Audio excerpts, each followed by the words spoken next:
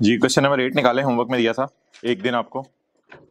Under the page number 111 under the provisions of income tax ordinance 2001, income tax ordinance की provisions के तहत आपने क्या करना है, what you are suppose to do, taxable income निकालनी है।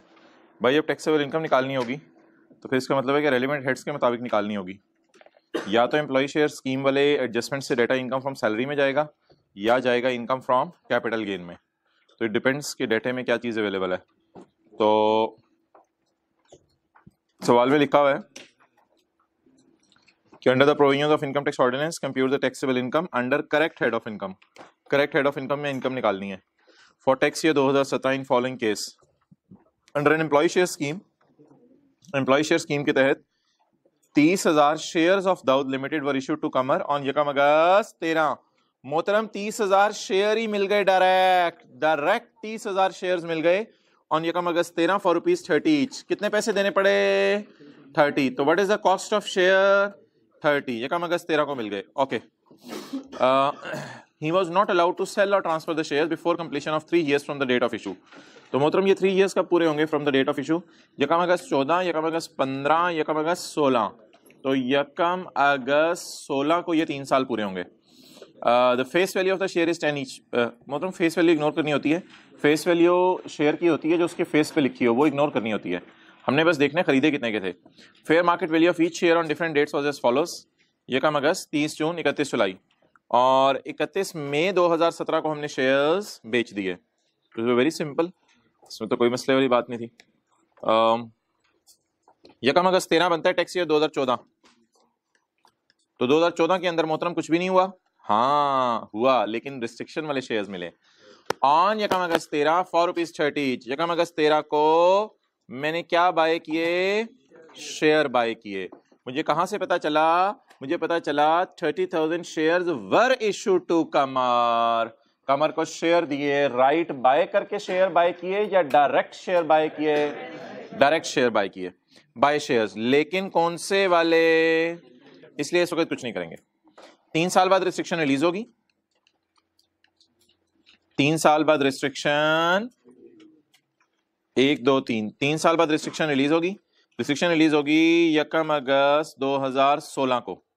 ये टैक्स ईयर 2015 है, ये टैक्स ईयर 2016 है और ये टैक्स ईयर 2017 है। यकम अगस्त 16 को रिस्ट्रिक्शन जब रिलीज हुई तो मोहतरम उस वक्त हमें गेन डालना पड़ेगा इनकम फ्रॉम सैलरी में, क्योंकि इस दिन हमने गेन रिकॉर्ड नहीं किया था। इस दिन क्या हुआ? यकम अगस्त 16 को, यकम अगस्त 16 को जरा मुझे इवेंट का नाम बताएं क्या हुआ? यकम अगस्त 16 को रिस्ट्रिक्शन रिलीज हो गई। तो यकम अगस्त 16 को जब रिस्ट्रिक्शन रिलीज हो गई तो हमें इनकम में इसको डालना पड़ेगा। तो हम हेडिंग देंगे इनकम फ्रॉम सैलरी की। अब मैं थोड़ा सा इधर से कैलकुलेशन कर रहा हूं क्योंकि मेरे पास उधर जगह नहीं है। Fair market value of shares जी, क्वांटिटी बताएं। 30,000। एक शेयर कितने रुपए का हो गया यकम अगस्त 16 को? यकम अगस्त 16, यार ये 31 जुलाई 16 और यकम अगस्त 16 एक ही बात है ना?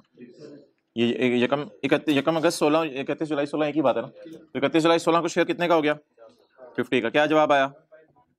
रुपीज इन थाउजेंड में 1500।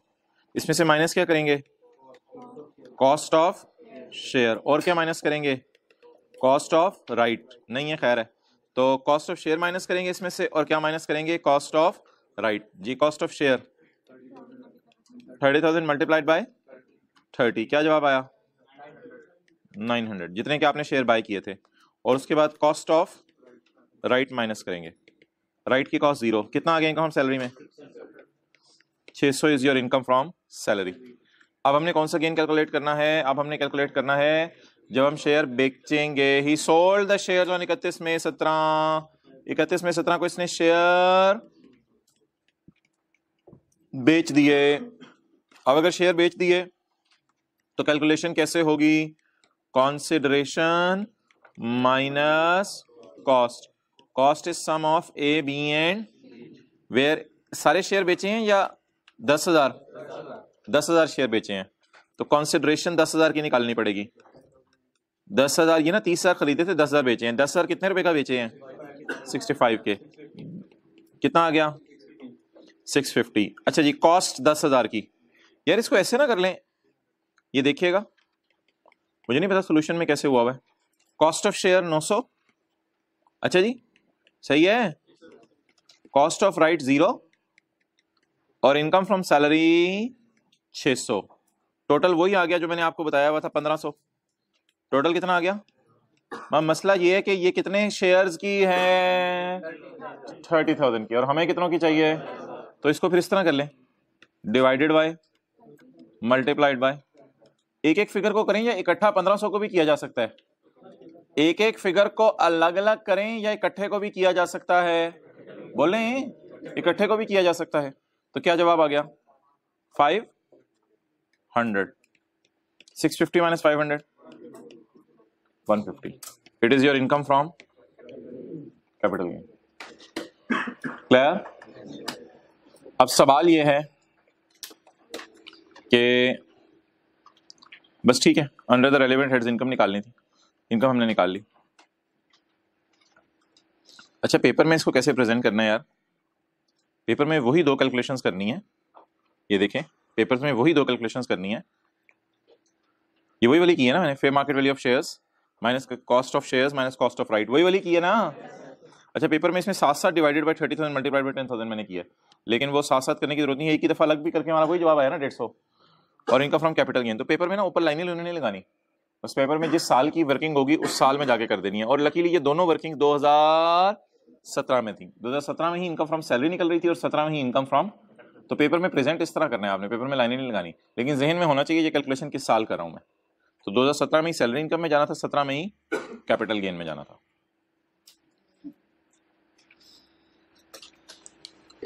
क्लियर? इसकी तस्वीर लेनी है तो ले लेंगे।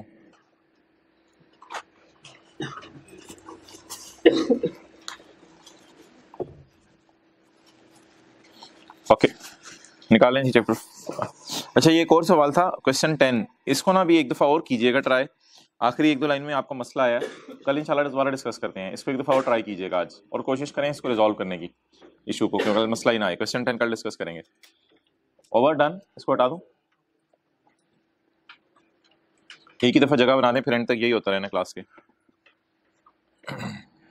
जी चैप्टर 5 एक ही दफा बना दें जगह।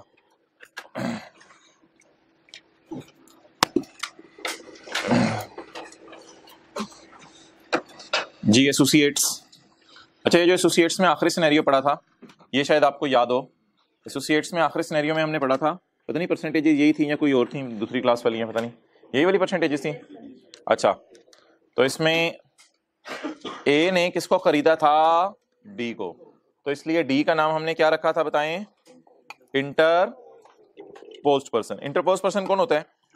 जिस बंदे को बीच में डाला जाए और बीच में डालकर, 2 नंबर बंदे को बीच में डालकर कोशिश की जाए कि वो हमारी बात माने। तो इसलिए हमने मिस्टर ए को और कंपनी एम को कल क्या बना दिया था? एसोसिएट बना दिया था, क्योंकि ए अकेला तो 50 से ऊपर नहीं जा रहा, लेकिन एक इंटरपोज्ड पर्सन को मिला के 50 से ऊपर जा रहा है। ओके, क्लास रोजाना लेते हैं या कभी कभी लेते हैं? रोजाना लेते हैं, माशाल्लाह, आप लोगों जैसे बच्चे चाहिए, बाकी जाएं। अच्छा जी, एक कंपनी एक्स है, उसके 3 शेयर होल्डर हैं ए बी सी, 60 20 20। और एक कंपनी डी है जिसके 3 शेयर होल्डर्स हैं ए एम और पी, और ये ए वही वाला है, असलम। असलम 70 20 10। अब ये जो एसोसिएट के रिलेशन है ना, वो अगर हम बनाना चाहें तो ये 3 बन रहे हैं यहां। एक बन रहे हैं मिस्टर असलम और कंपनी एक्स, दूसरा बन रहे मिस्टर असलम और कंपनी डी। अच्छा, एक तो ये रिलेशन बना जिसको मैंने रेड से हिट किया, एक ये बना, ये वाला रिलेशन नहीं है, यानी पी पर्सन और कंपनी डी आपस में एसोसिएट नहीं है। लेकिन यार ये एक और रिलेशन भी बन गया, कंपनी एक्स और कंपनी डी। इसकी रीजन ये है कि मिस्टर असलम अकेला 2 कंपनीज में 50 या उससे ऊपर ओन किए हुए हैं। इस वजह से एक नया रिलेशन आज हमने बनाया, company x and company D. अच्छा, ये दोनों बने हैं सेक्शन 85 के 3 के ई के तहत, जो कल पढ़ा था, और ये अभी मैं पढ़ाने लगा हूं सेक्शन 85 का 3 का एफ। चलें नोट कर लें, do not take more than 10 seconds. And today after 15 second में ये रिमूव कर दूंगा यहां से। Speed up.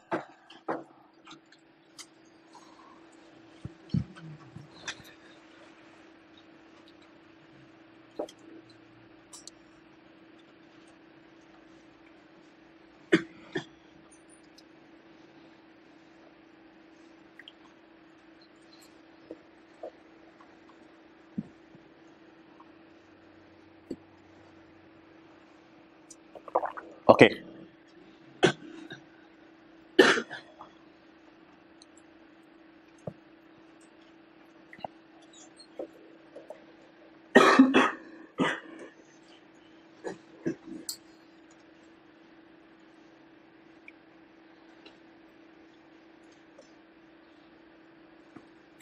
अच्छा जी, तो पॉइंट एफ के तहत हमने दोनों कंपनीज को भी आपस में क्या बना दिया, बोले एसोसिएट बना दिया।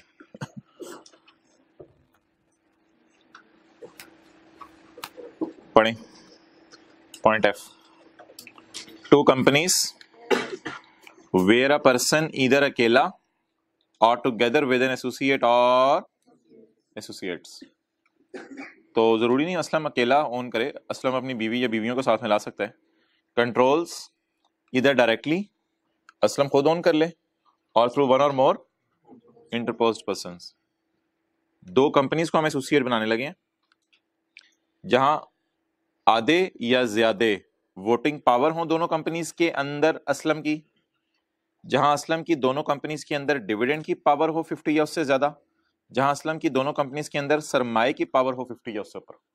तो इन तीन सूरतों में असलम और कंपनी, इन तीन सूरतों में से कोई एक सूरत भी हो जाए और असलम कंपनी एक्स में और कंपनी डी दोनों में 50 या उससे ऊपर ओन करने लग जाए तो ये रिलेशन बनेंगे। लेकिन ये वाला जो पॉइंट है, ये ई वाला, ये हमने कल पढ़ा था, जिसमें हमने देखें इधर ई वाले में इनको एसोसिएट बनाया था, ये ऊपर से नीचे, और आज एफ वाले में सामने सामने वालों को एसोसिएट बनाया, हम साई को, कंपनी एक्स और डी को। स्काई ब्लू में कल को बना दिया था, येलो में आज को बनाया। क्लियर? ओके, तो एओपी और पार्टनर कब एसोसिएट बनते हैं? Point C. एओपी और पार्टनर कब एसोसिएट बनते हैं? ये कल पढ़ा था। शेयर होल्डर और कंपनी कब एसोसिएट बनते हैं? Point E. दो कंपनीज कब एसोसिएट बनती हैं? चलें जी दोबारा बताएं, एओपी और पार्टनर कब एसोसिएट बनते हैं? और शेयर होल्डर और कंपनी कब एसोसिएट बनते हैं? और दो कंपनीज कब एसोसिएट बनती हैं? Point F. अगला सफा।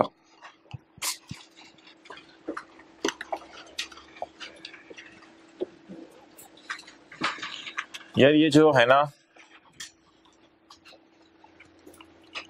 रिश्तेदार, पहले रिश्तेदार की डेफिनेशन पढ़ लें। ये सब्जेक्ट मैटर है हमारा एक, बेटा,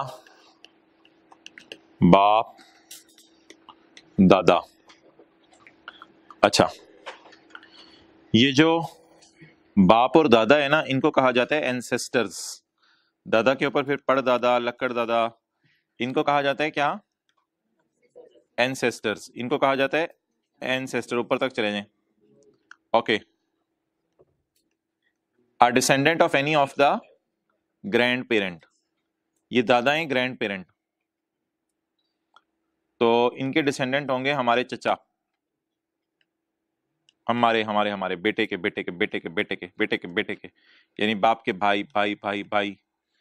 तो इन्हें कहा जाता है, ये छतरी जो है, इन्हें कहा जाता है descendant of grand parent. Descendant of grand parent, तो ये होते हैं डिसेंडेंट ऑफ ग्रैंड पेरेंट्स। तो ये भी रिश्तेदार हो गए हमारे एंसेस्टर्स, और डिसेंडेंट्स ऑफ ग्रैंड पेरेंट्स भी रिश्तेदार हो गए। और डिसेंडेंट ऑफ ग्रैंड पेरेंट्स का मतलब ये नहीं है कि चचा, फिर आगे चचा का बेटा भी, चचा का बेटा भी, क्योंकि चचा का बेटा भी डिसेंडेंट है, और डिसेंडेंट में भी चचे के बेटे का बेटा भी आ जाएगा, and so on. A descendant of any of the grand parent and an adopted child, और अगर इस बंदे ने कोई चाइल्ड अडॉप्ट किया हुआ है तो वो भी इसका क्या है, रिलेटिव है, रिलेटिव है, रिलेटिव है, रिलेटिव है, रिलेटिव है, रिलेटिव है, रिलेटिव है। या इस बंदे ने अडॉप्ट किया हुआ है चाइल्ड को ऑफ द इंडिविजुअल और of a spouse of the individual, या इसने अडॉप्ट किया हुआ चाइल्ड को या इसकी बीवी ने अडॉप्ट किया हुआ चाइल्ड को, दोनों सूरतों के अंदर जो है वो ये अडॉप्टेड चाइल्ड इस बंदे का क्या बन जाएगा, रिलेटिव। अच्छा, अ स्पाउस ऑफ द इंडिविजुअल, बीवी तो लॉ मेकर भूल ही गया था, तो बीवी के लिए तो अलग बुलेट है, तो बीवी के लिए अलग बुलेट है जिसमें इसकी बीवी इसकी क्या बन जाएगी, रिलेटिव, इसकी बीवी इसकी क्या बन जाएगी, रिलेटिव बन जाएगी। बेटे की ये जो हमें सब्जेक्ट मैटर नजर आ रहा है, इसकी जो बीवी है ये इसकी रिलेटिव बन जाएगी। और इन सबकी बीवियां, दादी, चाची, चाची, चाची के बेटे की बीवी, ये भी इसकी रिलेटिव्स बन जाएंगी। सबकी बीवियां spouse of any person specified in above clause है। तो खवातीन के लिए पूरा ये अलग पॉइंट डाला इसने, पॉइंट बी के पहले बुलेट में इसने जो है इसकी बीवी और उसके बाद इन सबकी बीवियां भी इस शहजादे की रिश्तेदार, नहीं चाची नहीं है, इस ये चाची हैं, ये दादी हैं, ये चाचे के बेटे की बीवी हैं, तो ये सारी की सारी इसकी क्या बन जाएंगी, रिलेटिव्स। एन एंसेस्टर ऊपर वाले, a descendant of any of the grandparents के नीचे वाले, छोटा सा मुन्ना, और बीवी और इन सबकी बीवियां इसकी क्या बन गई जी, रिलेटिव्स। ओके, अच्छा जी, पॉइंट 4, ये एक्सेप्शन है पिछले सफे के पॉइंट 3 की, जरा देखिएगा। पिछले सफे का पॉइंट 3 कहता है कि रिलेटिव्स आपस में क्या हैं, एसोसिएट, और पार्टनर्स भी क्या हैं आपस में। पार्टनर्स क्या मतलब, पार्टनरशिप फर्म है, उसमें पार्टनर ए, पार्टनर बी, पार्टनर सी, ये आपस में क्या है। पॉइंट बी क्या कहना चाह रहे हैं, आप समझ रहे हैं पॉइंट बी क्या कहना चाह रहे हैं। पॉइंट बी जो है वो कहना चाह रहा है कि ये है एक एओपी और एओपी के हैं पार्टनर्स ए, बी, सी, ये भी आपस में मेंबर्स ऑफ एन एओपी भी आपस में क्या हैं, एसोसिएट हैं। यानी ए बी का एसोसिएट है, बी सी का एसोसिएट है और सी ए का एसोसिएट है। इस बात को वो करना चाह रहा है, क्लियर। लेकिन पॉइंट 4 में आके वो ठंडा हो गया और पिछले सफे पे जो 85 यही वाला सेक्शन चल रहा है, इसका जो 3 है, 3 का जो ए है और 3 का जो बी है, उसकी देने लगे हमें एक्सेप्शन देने लगे पॉइंट 4 में। पिछले सफे के 3AB की एक्सेप्शन देने लगे। एक्सेप्शन क्या है, लिखा हुआ इसने, ये देखें, 3AB की एक्सेप्शन देने लगा। कहते हैं कि आजकल जो है ना, रिश्तेदारों का खून बड़ा सफेद हो गया है, तो अगर आप ये कहो कि रिश्तेदार जो है वो आपस में एसोसिएट हैं, तो ये बड़ी अजीब सी बात है। बेटा बाप की बात नहीं मान रहा तो बेटे ने चचा की बात कहाँ माननी है और चचा के बेटे की बात कहाँ माननी है। और चचा ये नहीं कह सकता, चचा ये कहते हुए शर्माता है कि मेरा भतीजा is expected to act in accordance with the intentions of me. तो इसलिए आजकल के हालात के मुताबिक कहते हैं रिलेटिव्स को जो एसोसिएट कहा था मैंने अपने पिछले सफे पे, मैं वो अल्फाज वापस लेता हूँ। वो जो मैंने पिछले सफे पे कह दिया था रिलेटिव एसोसिएट है, मैं वो अल्फाज वापस लेता हूँ। Relatives shall not be associates, कहते हैं मैं अपनी बात वापस, मैंने पिछले सफे पे कह दिया था रिलेटिव एसोसिएट है, I hereby take my words back in front of 100 people, 100 लोगों के आगे मैं अपनी बात वापस लेता हूं जो कल मैंने की थी कि रिलेटिव्स आपस में एसोसिएट नहीं है। वेयर कमिश्नर इज मुतमईन कि खानदान में no one is expected to act in accordance with the intentions of the other. आपको जाके कमिश्नर को मुतमईन करना पड़ेगा, कमिश्नर कोई बात नहीं मान रहा आपस में, तो हमारे खानदान में कोई किसी की बात नहीं मान रहा, तो कमिश्नर कहेगा ठीक है आप मानना क्या रिलेटिव हो, लेकिन रिलेटिव होने के बावजूद भी आप एसोसिएट नहीं हो। सिमिलरली ये जो पार्टनर्स होते हैं फर्म में, जैसे कल आपको ये सिंपल एक मिसाल दी थी, ये जो पार्टनर्स हैं फर्म में, ए पार्टनर है तो ए एओपी को तो कंट्रोल कर रहा है, लेकिन ए ये कहे कि मैं बी पे भी अपनी मर्जी चलाऊं और ये कहे कि सी पे भी अपनी मर्जी चलाऊं, तो ये बड़ी अजीब सी बात लग रही है। तो अगर आप मोहतरम ये वाला तो अपनी जगह है, ये जो ए और एओपी आपस में एसोसिएट है, याद है कल बताया था आपको, ये ए और एओपी आपस में क्या है, एसोसिएट है। कैसे आपको याद आ रहा होगा, ये जो पॉइंट नंबर सी पढ़ाया था, a member of an AOP and AOP, point C कल पढ़ा था ना, वेयर मेंबर इधर अकेला कंट्रोल 50 और more of the right to income और कैपिटल। मोहतरम ये रिश्ता अपनी जगह, इस रिश्ते के तकद्दुस को हम नहीं तोड़ रहे आज, जिसमें कल हमने ए और एओपी को एसोसिएट बनाया था। इस रिश्ते के तकद्दुस को हम नहीं तोड़ रहे। हम क्या कहने लगे हैं कि कल जो हमने बात की थी, पार्टनर्स आपस में एसोसिएट है, ए बी का, ए सी का, बी सी का। कहते हैं ये बातें कोई नहीं है, ये लोग आपस में एक दूसरे की बात माने, ये जरूरी नहीं है। तो हाँ, एओपी इसकी बात मानेगी है कि ये बात अपनी जगह, लेकिन ये तीनों आपस में एक दूसरे की बात माने, ये जरूरी नहीं है। तो अगली लाइन वो ये लिखने लगा कि partners of AOP shall not be associate. Partners of AOP से क्या मतलब है? पार्टनर्स ऑफ एओपी से मुराद है ये आपस में, partners of AOP shall not be associate where commissioner is satisfied that no partner is acting in accordance with the intentions of। लेकिन प्लीज ये ना कहिएगा कि ए और एओपी भी एसोसिएट नहीं है। ए और एओपी का तो कल हमने बर्मला एसोसिएट करार दे दिया था, और वो पॉइंट ए बी में नहीं था, वो पॉइंट सी के तहत हमने कल इनको करार दिया था। आज जो एक्सेप्शन मैं बता रहा हूं वो किनकी बता रहा हूं? ए और बी की। एज अ जनरल रूल हमने क्या बताया था पॉइंट ए में कि रिलेटिव्स आपस में क्या हैं। As a general rule point B में क्या बताया था कि members of partners of AOP आपस में क्या हैं। आज हम अपने अल्फाज वापस लेते हुए क्या कह रहे हैं कि अगर रिलेटिव्स और मेंबर्स ऑफ पार्टनर्स के केस में आप कमिश्नर को मुतमईन कर दें कि कोई किसी की बात नहीं मान रहा, तो फिर रिलेटिव्स और पार्टनर्स ऑफ एओपी आपस में एसोसिएट नहीं है, नहीं है, नहीं है। पढ़ लें, नहीं है, नहीं है। Relatives and members of AOP shall not be where commissioner is mutmain that no one is manning the intentions of other। कोई भी दूसरे की बात नहीं मान रहा, तो फिर ये आपस में एसोसिएट नहीं है। आ जाओ आगे। तो ये रिलेटिव शैलेटिव आपने बना लिए होंगे, अब हम आगे चलते हैं।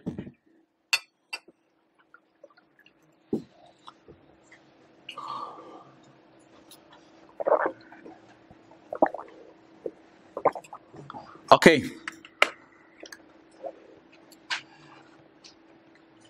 पास पेपर में आए question 13।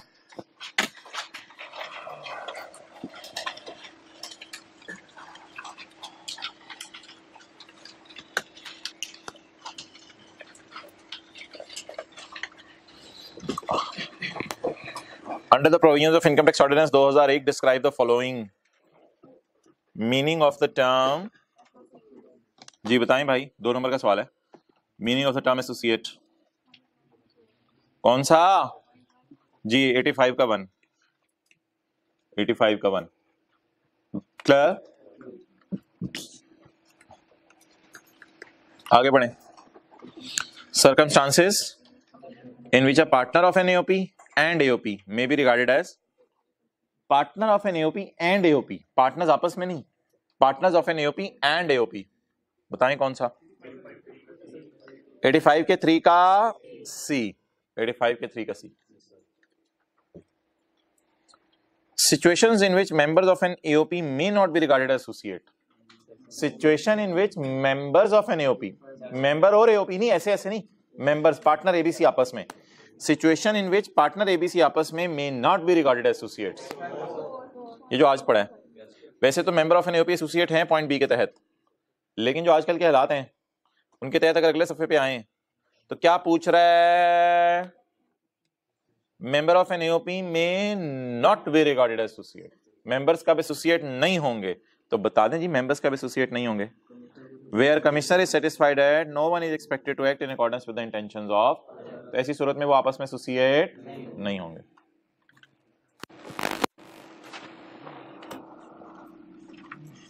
Ji question 10।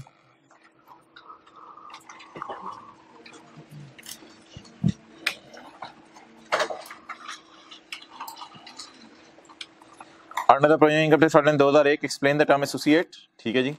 State the circumstances under which a shareholder in a company and the company may be regarded as associate। पहले तो explain करनी है term associate। वो कौन सा पॉइंट है? पॉइंट 1, 85 का 1, 2 persons वाला। और दूसरा क्या सवाल है? State the circumstances under which a shareholder in a company and the company। Share holder in a company को डब्बा लगाया and the company.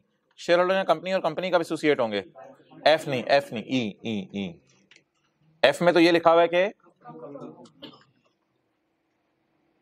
Ji question 5 बताएं। Say the circumstances when two companies shall be considered associate. Point F. Clear? अगले सफे पे आ जाएं 55 पे, 55 पे आ जाएं पेज। Done, already done. आगे चलें।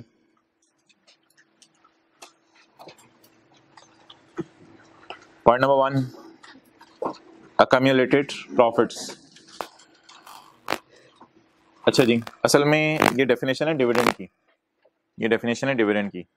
accumulated profits को छोड़ें, डिविडेंड की डेफिनेशन पढ़ते हैं पहले, क्योंकि accumulated profits भी उसने डिफाइन किया हुआ है फॉर पेमेंट ऑफ डिविडेंड। तो मोहतरम डिविडेंड जो बांटा जाता है, डिविडेंड क्या होता है? इंट्रो की क्लास में आपने पढ़ा था कि जब ओनर पैसे घर ले जाता है तो इसको कहते हैं ड्रॉइंग, लेकिन इधर जब पैसे घर लेके जाएंगी कंपनी के केस में, तो कंपनी के ओनर जब पैसे घर लेके जाते हैं तो इसको क्या कहते हैं? डिविडेंड कहते हैं। और जब इंडिविजुअल बंदा अपने बिजनेस से पैसे घर लेके जाता है तो इसको क्या कहते हैं? ड्रॉइंग। और जब कंपनी के शेयर होल्डर्स अपने घर पैसा लेके जाते हैं, इसको क्या कहा जाता है? डिविडेंड। ओके, अच्छा, डिविडेंड की एंट्री जो है वो आपने इंट्रो की क्लास में पढ़ी थी, ड्रॉइंग्स, डेबिट, कैश, क्रेडिट। ये आपने इंट्रो की क्लास में एंट्री पढ़ी थी डिविडेंड की या ड्रॉइंग्स की। लेकिन मोहतरम जब कंपनी के शेयर होल्डर्स डिविडेंड घर लेके जाते हैं तो डिविडेंड डेबिट कैश क्रेडिट नहीं होता, बल्कि डिविडेंड डेबिट बैंक क्रेडिट या कैश क्रेडिट भी हो सकता है वैसे, लेकिन ड्रॉइंग्स का लफ्ज़ यूज नहीं होता। ड्रॉइंग्स की जगह कौन सा लफ्ज़ यूज होता है? डिविडेंड। और डिविडेंड असल में किसको कम करके बांटा जाता है? प्रॉफिट्स को डेबिट करके। डेबिट का क्या मतलब होता है? कम करना, क्योंकि आपको पता है प्रॉफिट एक खुशी है, तो खुशी क्रेडिट नेचर का अकाउंट है, तो खुशी को कम किया जाए तो खुशी डेबिट होती है। तो प्रॉफिट्स या खुशियों को कम करके और पैसे बांटे जाते हैं। बल्कि शायद आपको याद हो इंट्रो की क्लास में भी डिविडेंड को शो किया जाता था या ड्राइंग्स को शो किया जाता था प्रॉफिट में से माइनस करके बैलेंस शीट में। शायद याद आ रहा हो, जब बैलेंस शीट बनती थी ओपनिंग कैपिटल आता था, प्रॉफिट्स आते थे, उसमें से ड्राइंग्स माइनस की जाती थी। तो सिमिलरली ड्राइंग्स बोले किस चीज को कम कर देती हैं? प्रॉफिट्स को। यानी प्रॉफिट्स बांट के ओनर कहां ले जाते हैं? घर ले जाते हैं। तो that is a general entry. Dividends की जगह ड्राइंग्स का लफ्ज यूज होता था। तो प्रॉफिट डेबिट और कैश या बैंक क्रेडिट। पढ़ें जी। एनी बांटना, बोले किसने बांटा? क्या बांटा? किसको बांटा? एंजॉय करें दोबारा। एनी बांटना, किसने बांटा? क्या बांटा? किसको बांटा? इसको मैं एंड पे एक्सप्लेन करता हूं वेदर के अप्लाइज और नॉट। ना ना ना हद होगी, इसके लिए दूसरी क्लास में आना। इफ सच बांटना requires the release of assets. If such बांटना requires the release of asset का मतलब बताएं। नहीं, एसेट बेच के नहीं, रिलीज ऑफ एसेट मतलब है ऑर्गेनाइजेशन के पास से एसेट जा रहा है। ये देखिए बैंक क्रेडिट, तो ये रिलीज हो रहा है, बैंक कम हो रहा है, ये है release of asset. Release of asset यानी एसेट क्रेडिट होना जिसे आप कहते हैं। इफ सच बांटना रिक्वायर्स द रिलीज ऑफ, किसकी तरफ से? कंपनी की तरफ से। एसेट्स में कई दफा पैसे ही देते हैं इंक्लूडिंग मनी, लेकिन कई दफा कोई फर्नीचर भी दे सकते हैं उसको, लेकिन हम तो आमतौर पे बैंक में पैसे उसके जमा करवा देते हैं। तो याद कर लें डेफिनेशन को। Any distribution by of profits, किसको? Shareholder. इफ सच बांटना रिक्वायर्स द जाना ऑफ एसेट्स। इफ सच बांटना रिक्वायर्स द जाना of asset, release of assets. अच्छा, कई दफा ऐसा होता है कि शेयर होल्डर्स कंपनी के दफ्तर के बाहर, ये कंपनी है, गायब होगी, ये कंपनी है और कंपनी के दफ्तर के बाहर जो है वो शेयर होल्डर्स की लाइन लगी हुई है। कंपनी के दफ्तर के बाहर बोले शेयर होल्डर्स की लाइन लगी है। तो हद निगाह नजर नहीं आ रही कहां तक शेयर होल्डर्स है। तो ये डायरेक्टर, दो ही हैं डायरेक्टर, छत पे खड़े हुए हैं कंपनी की। यार की करिए यार। अब ये शेयर होल्डर कह रहे हैं कंपनी के बाहर खड़े होकर पैसे दो, डिविडेंड दो, डिविडेंड दो, ये बहुत बोल रहा है ये। अच्छा, डिविडेंड दो, डिविडेंड दो, डिविडेंड दो, अब ये डायरेक्टर्स ने कहा यार बंदे आ गए ने, हाँ यार बहुत ही आ गए ने, ओए ओए ओए ओए ओए ओए ओए ओए ओए ओए ओए यार बंदा ही बंदा है, बंदे ते बंदा चढ़ गया, इतने बंदे आ गए, की करिए, इतने बंदे आ गए। तो अब डायरेक्टर्स ने ये मशवरा किया कि क्या करें। इस डायरेक्टर ने कहा ठहर यार मैं अपनी बीवी को फोन करा यार की करिए यार, फटा पड़ गया है। तो मशवरा ये मिला कि भाई इनको झंडी करा दो, इनको अभी फारिग करा दो, और इनको ना कोई सफे सफे सफे इनके हाथों में पकड़ा दो। पहले तो इसको बुलाए ना, तू आ यार, क्या मसला, नीला हो गया आते आते, तो इनके हाथों में ना कुछ सफे पकड़ा के भेज दो सबके हाथों पे, ये सर पे लेके चला जाएगा, तो इनके हाथों में ना, सबके हाथों में क्या पकड़ा दो, सफे पकड़ा दो। ये सफे एक तरह का उधार बन गया कि आप पे डिविडेंड देना उधार हो गया। अब जब ये घरों में जाएंगे तो पैसे तो नहीं लेके जाएंगे, लेकिन एक सफा लेके जाएंगे। सफा इस बात का एविडेंस होगा कि समझ ले कंपनी से लोन का मुआहदा हो गया है। अब कल कला को इस लोन के मुआहदे में लिखा होगा साल बाद आना, साल बाद तुम्हें हम पैसे दे देंगे। तो अगर आपको कोई बंदा ज्यादा तंग कर रहा हो तो आप भी जिंदगी के किसी मोड़ पे एक पर्ची पे लिख के उसे दे देते हैं, ये पकड़ ले पर्ची, यार मेरी जान छोड़, मैं मर भी जाऊं तो तू मेरे घर वालों से पैसे ले ली। तो पर्ची आप एक बनाएंगे और पर्चियां बना के प्रिंटिंग मशीन से प्रिंट कराएंगे, और जितने शेयर होल्डर्स आपको नजर आ रहे हैं उन सबको ये पर्चियां बांट देंगे। और ये पर्ची इस चीज का सबूत होगा कि कंपनी का और आपका आपस में उधार तय हो गया।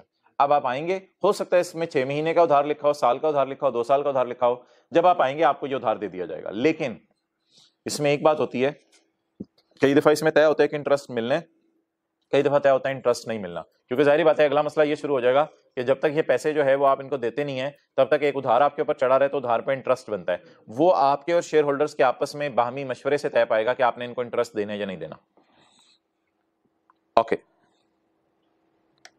अब आप एंट्री करेंगे प्रॉफिट्स डेबिट और लोन क्रेडिट, यानी एक तरह का आपके ऊपर उधार चढ़ जाएगा। कैश क्रेडिट करेंगे या लोन क्रेडिट करेंगे, लेकिन ऐसे लोन क्रेडिट करने से कुछ नहीं होता, लोग सफा मांगते हैं सबूत के तौर पे। इस सफे को डिवेंचर कहा जाता है। इस सफे को क्या कहा जाता है, डिवेंचर। तो बता दें फाइनली एंट्री क्या बनी, ड्रॉइंग्स डेबिट या प्रॉफिट्स डेबिट, ड्रॉइंग्स डेबिट और लोन पेएबल क्रेडिट। लेकिन इस लोन का फॉर्मल जो अरेंजमेंट होगा तो इसका नाम क्या रखा जाएगा, बोले डिवेंचर्स पेएबल।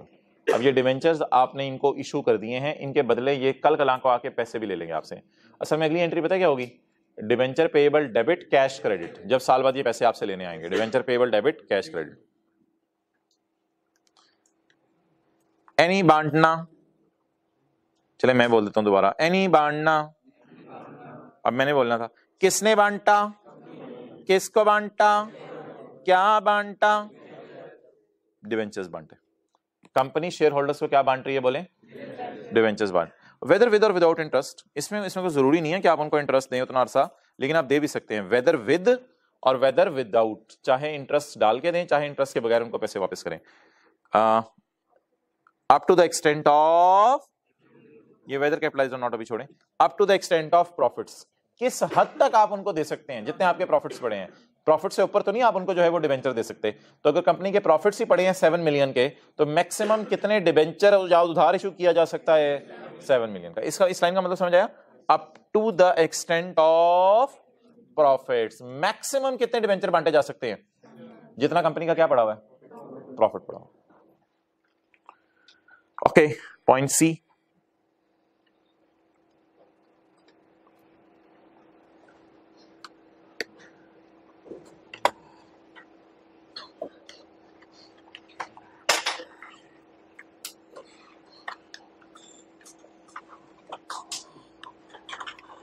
अच्छा कंपनी ना 2 अकाउंट मेंटेन कर रही होती है।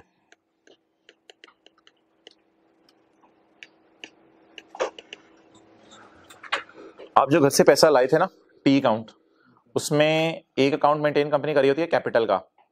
ये वो कैपिटल होता है जो आप घर से लाए थे और ओनर घर से लाए थे, और प्रॉफिट्स अकाउंट वो होता है जो कंपनी खुद कमा रही है। तो ये 2 अकाउंट्स ना कंपनी अलग मेंटेन कर रही होती है। इंट्रो की क्लास में इकट्ठे मेंटेन होते हैं, लेकिन इधर कंपनीज के केस में अलग अलग मेंटेन होते हैं। बल्कि इसका प्रोफेशनल नाम है शेयर कैपिटल अकाउंट, ओनर घर से पैसा लाए, और इसका नाम है अकामुलेटेड प्रॉफिट्स अकाउंट, यानी सारे सालों के प्रॉफिट, रिटेन्ड अर्निंग्स भी कहते हैं इसे।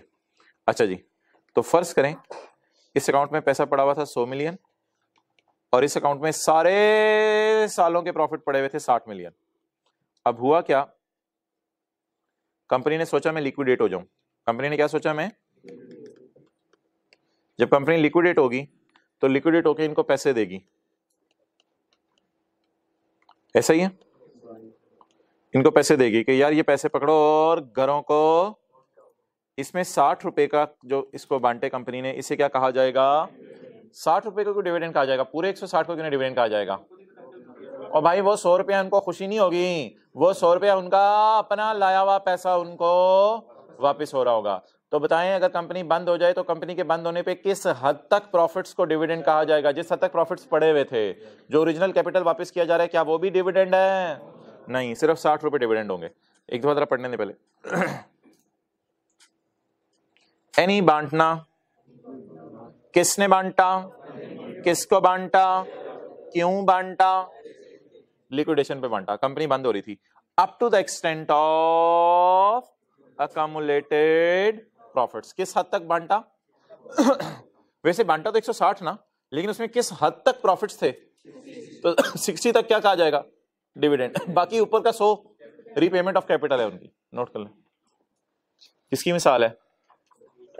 मसाले की मिसाल है। एसी बंद करवाने। सी, लेट्स सी द सी। पूरा 160 डिविडेंड नहीं होगा, खाली 60।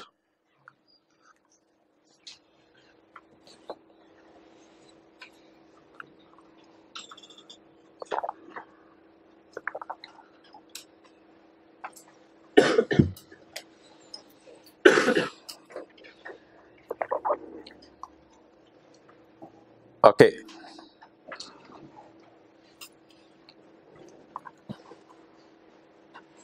अच्छा यार, इसमें एक पॉसिबिलिटी होती है, डन।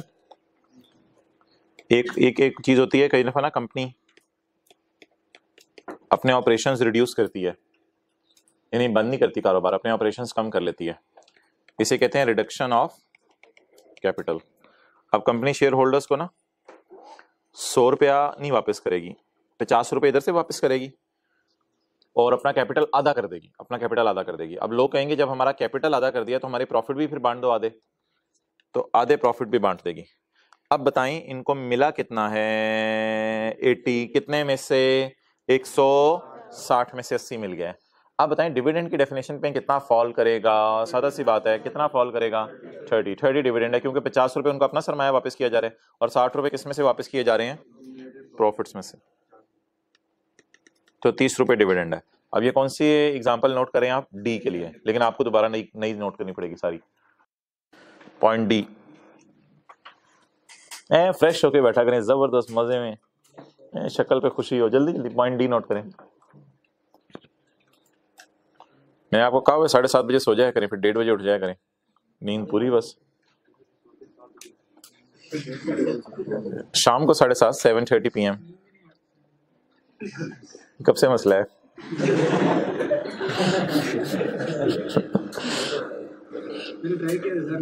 अच्छा, ज़ाया हो गई इसी कश्मकश में किस समय जागो। ये मसला कितने लोगों के साथ है, लेट जाते हैं, नींद नहीं आती, किताब पकड़ लिया करें। नहीं देखिए, कोई मेरे जैसे भी शायद क्लास में 8-9 बजे लेटते हैं, ऐसी नींद आती है वो हाथ खड़ा करें। हाँ तो नहीं, इतने ज्यादा लोग हैं, कंबल लेके बंदा हो। अच्छा जी, और 6 घंटे बाद अलार्म लगा लिया करें। अच्छा, रिडक्शन ऑफ कैपिटल, एनी बांटना, किसने बांटा, किसको बांटा, क्यों बांटा? कंपनी अपने ऑपरेशंस कम करना चाह रही थी, कंपनी अपने ऑपरेशंस कम करना चाह रही थी, कंपनी कैपिटल रिड्यूस करना चाह रही थी, लेकिन किस हद तक डिविडेंड होगा? Up to the extent of profits. सिर्फ जिस हद तक अकमुलेटेड प्रॉफिट्स बांटे। किस हद तक अकमुलेटेड प्रॉफिट्स बांटे? 30 तक, up to the extent of profits.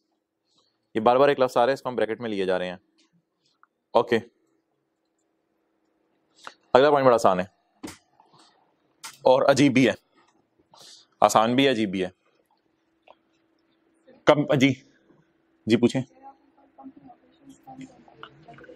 ठीक है, इसका मतलब है यानी कंपनी पहले जो है पानी भी बनाती थी और नेस्ले चॉकलेट्स भी बनाते थे, तो इन्होंने सोचा आज के बाद पानी बनाना बंद, पानी की फैक्ट्री बंद कर दी, खाली चॉकलेट्स बनाएंगे। शर्म आई, पानी बेचें, शर्म सी आई, तो इसलिए आज के बाद चॉकलेट्स बना रहे हैं। तो it is called as reduction of capital, operations कम कर लिए कंपनी ने अपने। अच्छा, पॉइंट ई, ये जो प्राइवेट कंपनी होती है ना, प्राइवेट कंपनी, इसमें जो शेयर होल्डर होते हैं, तो इसमें शेयर होल्डर्स की बारात नहीं लगी होती। जैसे मैंने पिछले एग्जांपल में शेयर होल्डर्स की बारात बनाई हुई थी, इसमें शेयर होल्डर्स की बारात नहीं होती, कोई 2 3 4 6 शेयर होल्डर होते हैं प्राइवेट कंपनी में। अब प्राइवेट कंपनी के अंदर ना ये शेयर होल्डर रोने लग जाता है, मेरी बेटी की शादी है, मेरी बेटी की, और लेट जाता है, खुदा के लिए मुझे लोन दो, खुदा के लिए मुझे लोन दो, खुदा के लिए मुझे लोन दो। अब ये कहते हैं मैंने तो नहीं मांगा था अपनी बेटी की शादी पे, ये कहते हैं हाँ मेरी शादी नहीं हुई। तो अब तो बीच में एक को ना ऐसे, इसको आप तुखनी कहते हैं, तुखनी सी फील होती है, कहते हैं मुझे उधार चाहिए। अब अच्छी भली कंपनी है, 4 बंदों ने पैसा डाला हुआ है, एक बीच में से पैसा उधार मांग रहा है। अब लॉ मेकर इस चीज को डिस्करेज करता है और कहता है कि अगर कोई एक शेयर होल्डर कंपनी में उधार मांग ले तो समझा जाएगा कि कंपनी ने उसको डिविडेंड दे दिया है। हालांकि ये उधार होगा, समझा जाएगा कंपनी ने उसको ये उधार, चाहे क्रॉस चेक में ही कंपनी उसको दे, चाहे प्रॉपर एविडेंस सारे मौजूद हो, लेकिन फिर भी कहा जाएगा कि यार ये कंपनी का सरमाया इसलिए नहीं होता कि तुम 3 4 में से कोई एक उधार ले जाया करे, बाकी बेचारे क्या करेंगे, बाकी भी फिर उधार मांगेंगे, फिर लड़ाइयां होंगी कंपनीज में। तो इसलिए 3 4 लोगों का कारोबार अगर इकट्ठा हो रहा हो ना कंपनी की फॉर्म में, तो उधार देना डिस्करेज किया जाता है, क्योंकि फिर बाकी लोग भी कहते हैं हमें भी उधार दो जरूरत पड़ने के ऊपर, वो फिर फड्डे पड़ जाते हैं इनके आपस में। इसलिए बहुत नापसंद किया जाता है प्राइवेट कंपनी अपने शेयर होल्डर्स को क्या दे दे, लोन दे दे। हाँ साल का एंड आए, प्रॉफिट आए, सारे अपना अपना सबर करो, जितना प्रॉफिट जिसका बन रहा है वो घर लेके चले जाओ, लेकिन ये बीच में एग फ्राई करो साल के हर 6 महीने बाद, यार मुझे उधार चाहिए घर के लिए, तो वो फिर मुनासिब नहीं है। तो लेकिन अगर उधार ले गया कोई खुशकिस्मत, तो वो फंस जाएगा और वो डिविडेंड होगा। और डिविडेंड में आपको पता है यहां तक हमने पढ़ा हुआ है कि अगर ₹1,00,000 डिविडेंड दिया गया तो 85,000 उसको 85,000 मिलेगा, 15,000 टैक्स कट के उसको मिलेंगे पैसे। तो ये बात सब में आपने याद रखनी है, जितनी एग्जांपल्स हमने आज की हैं। मिसाल के तौर पे ये वाला जो 30,000 बांटा जा रहा है, ये भी जब बांटा जाएगा तो 15% टैक्स काट के बांटा जाएगा। तो जब डिविडेंड एक चीज बन जाएगी तो उस पर डिविडेंड का टैक्स रेट भी लगेगा गाइस। ओके, पॉइंट ई, एनी पेमेंट, किसने किया यार पेमेंट? अच्छा यार प्राइवेट कंपनी वो नहीं जो पिछले सफे पे डिफाइंड है, एक तो प्राइवेट कंपनी पिछले सफे पे डिफाइंड है ना, ये पेज नंबर 55 पे, वो वाली नहीं प्राइवेट कंपनी। कहते हैं यहां मैं ना प्राइवेट कंपनी की डेफिनेशन वो लूंगा जो प्राइवेट कंपनी की डेफिनेशन कंपनी लॉ में है। ठीक है कोई नहीं, बस कह दिया उसने, हम भी मान लेते हैं इसी तरह। तो कंपनी क्या बांटने लगी है जी, लोन देने लगी है। किसको देने लगी है? शेयर होल्डर को देने लगी है। कंपनी कौन सी? प्राइवेट। लेकिन प्राइवेट कंपनी कौन सी वाली? As per the definition of companies act, not as per the definition of हमारा law. The payment by a private company as defined in Companies Act 2017 by way of advance or loan to a company किसको दे रही है ये पैसे? Share holder को। ये पैसे या तो एडवांस के नाम से दिए जा सकते हैं या लोन के नाम से दिए जा सकते हैं।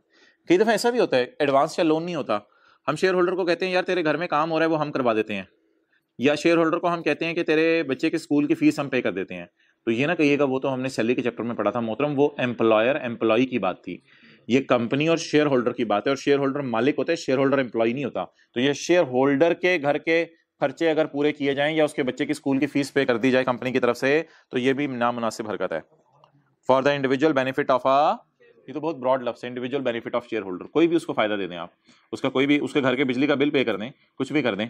तो प्राइवेट कंपनीज को ऐसी हरकतें नहीं करनी चाहिए कि शेयर होल्डर्स के घर के बिजली के बिल पे हो रहे हो, प्राइवेट कंपनी शेयर होल्डर का लोन दे रही हो, तो किसी 1 2 शेयर होल्डर को प्रेफर्ड ट्रीटमेंट देना नापसंद किया जा रहा है। और पेमेंट सारी बात है तब होती है जब प्रॉफिट्स पड़े होते हैं, तो payment should be from profits. Profits ना पड़े हो तो कंपनी ने क्या देना किसी को, ये ऐसी लाइन तमहीद बांधने के लिए उसने लिख दी। जितना पढ़ा रहा हूं उतना पढ़े, ऊपर नीचे डब्बों में खुद ना पढ़ा करें। अच्छा जी, अब आप मुझे बता दें, ये वाला डब्बा पढ़ लें, ऊपर वाली डब्बी छोड़ें। जरा बात गौर से सुननी है और समझानी है आपने। ये मैं छुपा दिया है।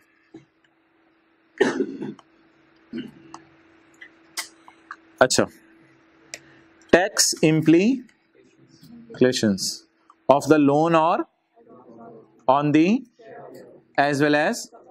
अच्छा, इम्प्लीकेशन शेयर होल्डर पे क्या होगी और कंपनी पे क्या होगी, ये दोनों बतानी है आपने। इफ द लोन देने वाला इज अ या पब्लिक लिस्टेड या पब्लिक अनलिस्टेड, कंपनी भी पब्लिक ही है, ये प्राइवेट नहीं है। मुझे याद है हमने यहाँ पब्लिक अनलिस्टेड को प्राइवेट कहा था, लेकिन वो हमारे लॉ के अंदर बात हो रही थी। अभी प्राइवेट कंपनी से कौन सी प्राइवेट कंपनी है जो कंपनी लॉ में है, तो पब्लिक लिस्टेड और अनलिस्टेड सारी इकट्ठी समझी जाएंगी, वो पब्लिक ही है। आप बता दें, अगर प्राइवेट कंपनी अपने शेयर होल्डर को लोन दे तो what is the implication on share holder? जल्दी बताएं, अभी पढ़ा है बताएं। Treated as in the hands of. अच्छा, कंपनी की क्या जिम्मेदारी होगी, सोच के बताएं, कंपनी की क्या जिम्मेदारी होगी? अगर प्राइवेट कंपनी अपने शेयर होल्डर को लोन दे तो कंपनी की क्या जिम्मेदारी होगी? जल्दी बताएं, जल्दी बताएं, जल्दी बताएं। कंपनी विल, तो अब जरा देखें, अगर प्राइवेट कंपनी अपने शेयर होल्डर को लोन दे दे तो शेयर होल्डर के हाथों में और कंपनी की क्या जिम्मेदारी है? और अगर पब्लिक कंपनी अपने शेयर होल्डर को लोन दे दे तो नो टैक्स इम्प्लीकेशन, कुछ नहीं है। तो ये तो देखे ना, ये जो कड़ा सा रूल है, ये पढ़ाई किसके लिए आज सिर्फ हमने, किसके लिए? तो पब्लिक कंपनीज के लिए कोई ऐसा रूल नहीं है। पब्लिक कंपनी अगर अपने शेयर होल्डर को लोन दे तो उसको लोन ही कहेंगे, उसको डिविडेंड नहीं कहेंगे। No tax implication. और फिर कंपनी की क्या जिम्मेदारी है? No tax implication. क्या कंपनी टैक्स काटेगी या वो अगले के हाथों में डिविडेंड ही नहीं है? वो डिविडेंड बोलो, वो डिविडेंड ही नहीं है अगले के हाथों में, तो इसलिए कंपनी ने भी इस पे टैक्स काटना नहीं, बोले काटना, हाँ, तो इसलिए कंपनी ने भी इस पे टैक्स नहीं काटना।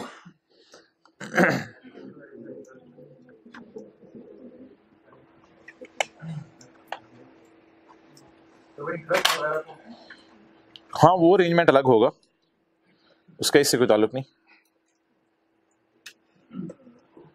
क्या चल रहा है? हाँ, क्वेश्चन 7।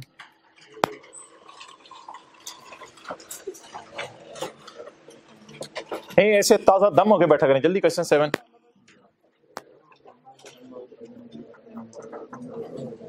वो भाइयों जो इंग्लिस्तान से आए हुए हैं, तांबा पढ़ रहे हैं, तांबा है ये वही वाला। Tamba Pakistan private limited is engaged in the manufacturing of, दवाइयां बना रही हैं। Its board of director has approved a 3-year loan to one of its major share holder.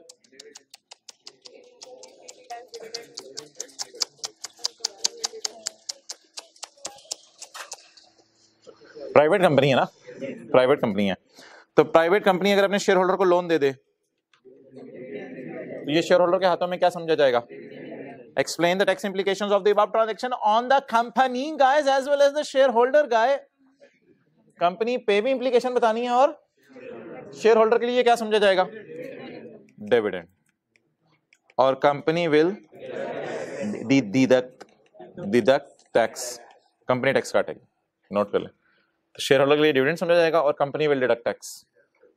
लेकिन शेयर होल्डर के लिए डिविडेंड समझा जाएगा ना, यहां लॉ की प्रोविजन लिख के आनी है, वही वो जो सारी इंग्लिश 2-3 लाइन की भी पढ़ी है वो पूरी इंग्लिश लिख के आएंगे।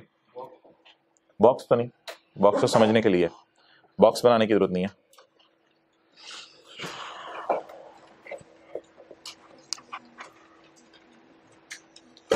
अच्छा, ये साथ वाले से कहीं कल जरा टेस्ट छोड़ के देखो, एक दफा छोड़ के देखो होती क्या तुम्हारे साथ, कहीं कहीं जरा उसे, यार इसी तरह दोस्ती बनती है, इसी तरह दोस्ती बनती है। कोई नहीं, नया बंदा है, पहली दफा ही सख्त बात कर लें, उसे कहीं जरा कल छोड़ के देख, हिम्मत कर जरा, कल कर हिम्मत जरा। उसने हिम्मत फिर कर लेनी है, फिर दुनिया देखेगी,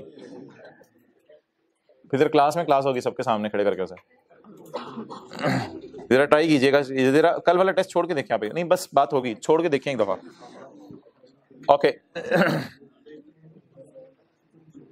अच्छा भाई, एक इसकी एक्सेप्शन है, आप एक्सेप्शन कहें या रिलैक्सेशन कहें, जो भी कहें। अगर एक बैंक है और वो प्राइवेट कंपनी है, एक एक्सेप्शन है, रिलैक्सेशन है। अगर एक बैंक है और वो प्राइवेट कंपनी है और वो अपने शेयर होल्डर को लोन दे दे, तो क्योंकि बैंक का काम ही लोगों को लोन देने, तो इसलिए शेयर होल्डर को लोन दे दे तो डिविडेंड पढ़े। Point number 2, following payments will not be considered as dividend. वापस आ जाए ना जिथे थी, पेज 56 पे थे हम।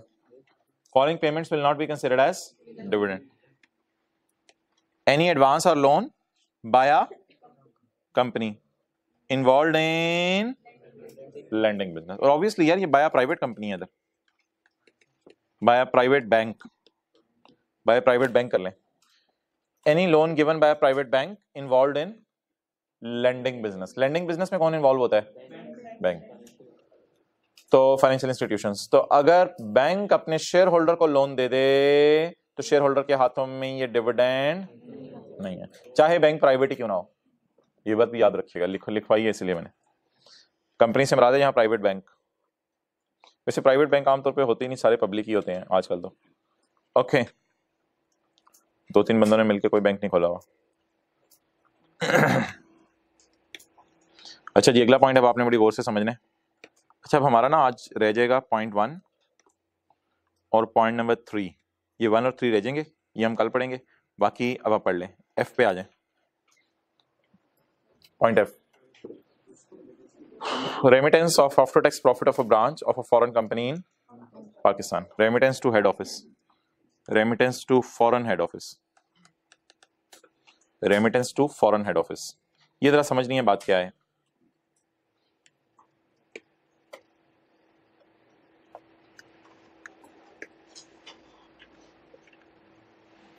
Remittance to foreign head office,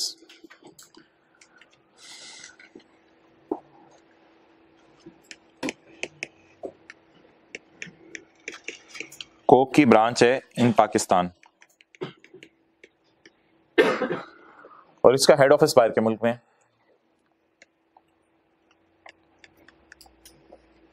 इसने इनकम फ्रॉम बिजनेस कमाई 100 रुपया। चैप्टर 4 के पहले सफे पे जाके देखें कंपनीज का टैक्स रेट क्या है। चैप्टर 4 के पहले सफे पे,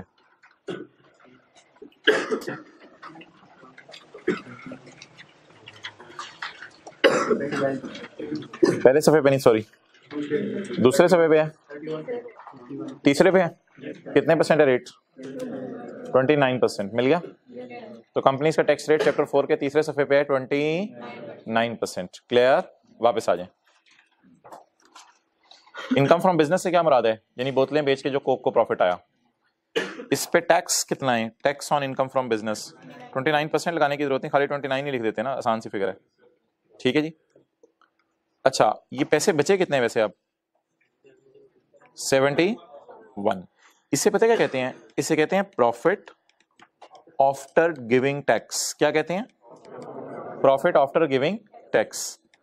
अच्छा, ये 71 आपने कहां भेजना है? पाकिस्तान में रखना है या भेज देना है? रेमिट कर देंगे इसको। कहां रेमिट करेंगे? सोचें कोक की ब्रांच पाकिस्तान में ये सरमाया रख ले या बाहर के मुल्क भेज दे? बाहर के मुल्क भेज दे। रेमिटेंस करेगी किसको किसको किसको? To foreign head office.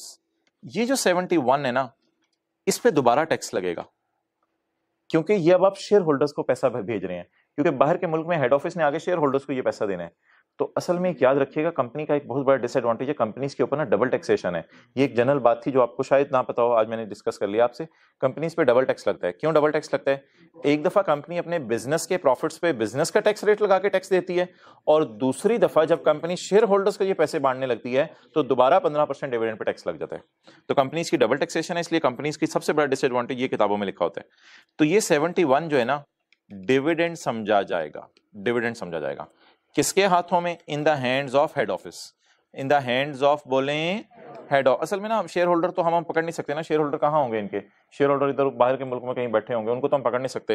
तो ये डिविडेंड समझा जाएगा इन द हैंड्स ऑफ बोले हेड ऑफिस। हेड ऑफिस को वैसे बताएं 100 रुपया जाएगा या 71 जाएगा? तो जो 71 जाएगा उस पर आप 15% टैक्स काटेंगे, और टैक्स काट के पता नहीं 60 या जितने भी रुपए बचेंगे वो फिर आप बाहर के मुल्क में भेजेंगे। तो 71 पे भी 15% टैक्स कटेगा। नोट करें जल्दी।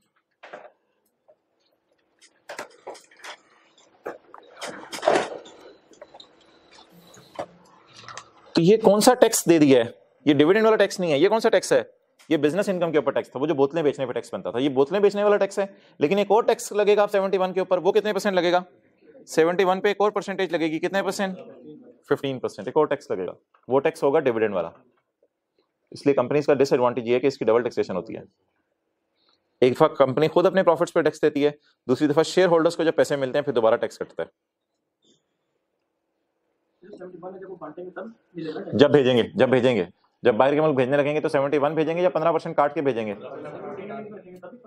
नहीं, जब तक भेजे ना तब तक नहीं।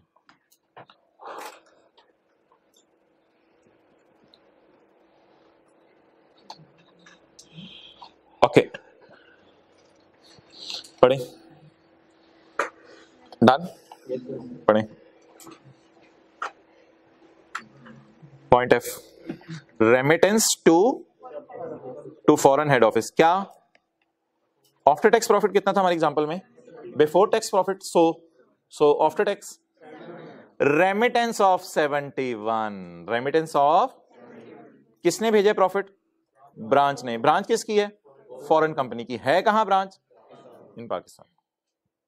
पाकिस्तान के अंदर जो फॉरेन कंपनीज की ब्रांचेस हैं, अगर वो हेड ऑफिस में पैसे भेज दें तो इस पर टैक्स कटता है। अब इसमें ना लोगों ने बड़ा रोला वगैरह डाला और फॉरेन हेड ऑफिस ने बड़ा फटाफटा बचाया, यार ये तो ज्यादती है, ये तो डबल टैक्स हो रहा है। तो फिर थोड़ी सी रिलैक्सेशन मिल गई। तो रिलैक्सेशन पढ़ लें, क्या है पॉइंट 4 में नीचे ये देखें ना, हेडिंग पढ़ें, following payments will not B dividend. तो एक रिलैक्सेशन अवेलेबल है पेट्रोल बनाने वालों को, बस पेट्रोल वालों को, कि अगर कोई पेट्रोल की फॉरेन कंपनीज पाकिस्तान आई हुई है ना, तो वो फिर टैक्स ना काटा करें, वो पूरा 71 ही बाहर भेज दिया करें। Remittance to head office of बचे कुचे profits after tax. After tax क्या मतलब? 71 या 100? 71 आप अगर भेजें, कौन भेजे? पेट्रोल वाले भेजें, तो फिर वो डिविडेंड के डेफिनेशन में फॉल। तो पेट्रोलियम कंपनीज अगर 71 भेजें तो उसकी बजाय कितना भेजें? 71 ही भेजें। लेकिन पेट्रोलियम के अलावा कोई और कंपनीज अगर 71 भेजें तो 71 पे 15% कितना बनता है? 10 पॉइंट कुछ बनता है। तो 71 पे 10 काटें, तो 71 पे 10 काटेंगे तो 61 बचेगा। तो आम कंपनी 71 पे 15% काट के 10 रुपए बनेंगे 15%, तो वो भेजेंगी। और ये जो पेट्रोल वाली कंपनीज हैं ये पूरा का पूरा 71 भेजेंगी बाहर के मुल्क। अच्छा, ओवर। सैलरी के चैप्टर में आए, वो जो एक सवाल है,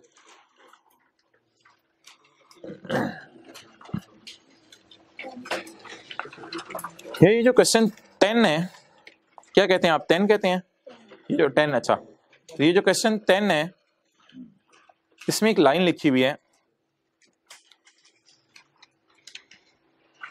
बड़ी भयानक किस्म की।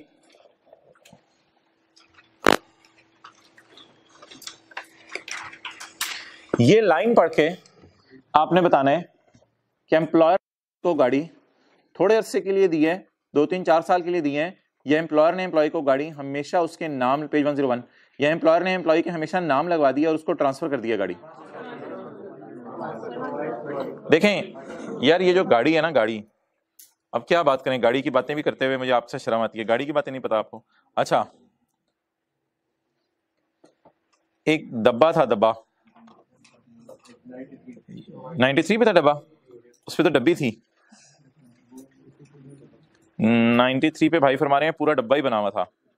अल्लाह पूछे इनसे, नहीं बना हुआ, सही कह रहे हैं मोहतरम। हमने ये डिसाइड करना है कि गाड़ी ट्रांसफर की है, सोल्ड की है, या थोड़े अरसे के लिए प्रोवाइड की है,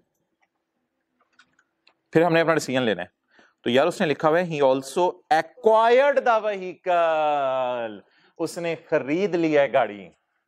he acquired the vehicle, he acquired तो कंपनी ने फिर सोल्ड कर दी है। He acquired the vehicle provided by HCL, पहले उसने प्रोवाइड की हुई थी, इसको पहले प्रोवाइड की हुई थी।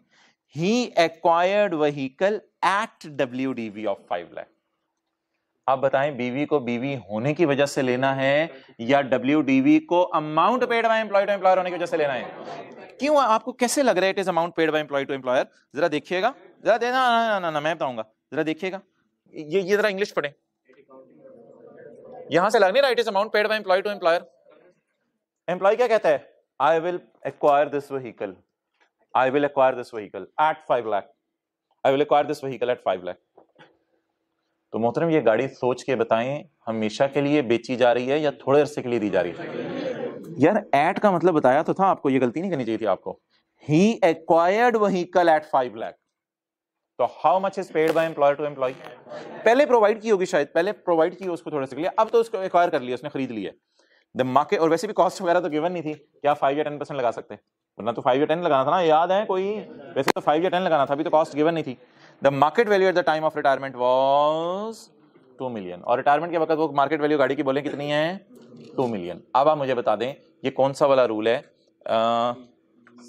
ट्रांसफर्ड वाला रूल है या थोड़े अरसे के लिए प्रोवाइड वाला? तो रूल क्या बनेगा? Fair market value of the गाड़ी minus amount paid by employee to employer. तो बताएं जी सैलरी में कितना ऐड होगा? 2 million is the fair value minus amount paid by employee to employer. ये WDV को WDV होने की वजह से लिया है या WDV के साथ कोई लफ्ज लगा हुआ है? क्या लफ्ज लगा हुआ है? ही एक्वायर्ड एट 5 लाख, इसका मतलब है employer sold at 5 lakh. Employer ने 5 लाख रुपए की बेची और बाजार में कितने की थी वैसे? 20 लाख की। तो 20 लाख वाली चीज अगर 5 लाख में मिल जाए तो कितना फायदा हुआ? 15 लाख। बाकी इन 3 पॉइंट्स में अगर कोई इशू है तो कल डिस्कस करेंगे। चलें जी।